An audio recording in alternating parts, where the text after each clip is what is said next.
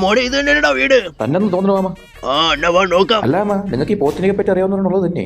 മോനെ ഓ. +2 computer science humanities എടുത്ത് പഠിച്ച എന്നോട് നീ ചോദിക്കലടാ മോനെ. അതിനെ നിങ്ങൾ പിടിക്കരുത് നീ. മക്കളെ ഇവിടെ ഒന്നും ആരും ഇല്ലടാ. മാമ ബെല്ലടിച്ചു നോക്കാ. കണ്ടില്ലല്ലോ. ആരാ? എന്തു വേണം? എന്റെ പൊന്നു മാമ ഒന്ന് അടങ്ങി നിൽക്ക്. ഉണ്ട് മാമ. അച്ഛാ, ആരെ കാണാൻ വന്നേ? അല്ല മാമ, എനിക്കൊരു സംശയം. ഈ ലക്ഷണത്തെ പോത്തിനെ എങ്ങനെ തിരിച്ചറിയും മാമ?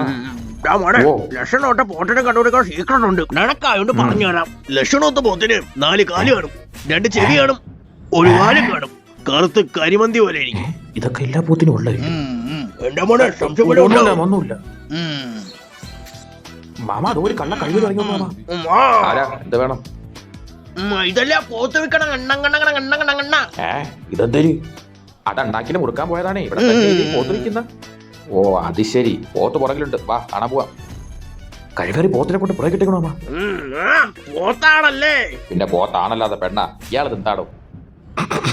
അല്ല, പോത്ത് ഓടേഷനൊക്കെ ചെയ്യൂലേ? ഇല്ല, പോത്തെണീച്ചെന്ന് ബല്ല ബല്ല കളിക്കും. ഊഹ് വേണ്ടായിരുന്നു. കിട്ടിയല്ലേ? അല്ലീ പോത്തെങ്ങനെ അനുസരണമുള്ള കൂട്ടത്തിലൊക്കെ തന്നെയാടേ.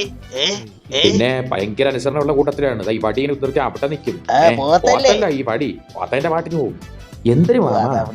അല്ല, ഞാൻ വന്നപ്പോ തൊട്ട് വിചാരിക്കും ഈ പോത്ത് എന്തെങ്കിലും ചെവിയായിട്ട് കൊണ്ടിരിക്കണ.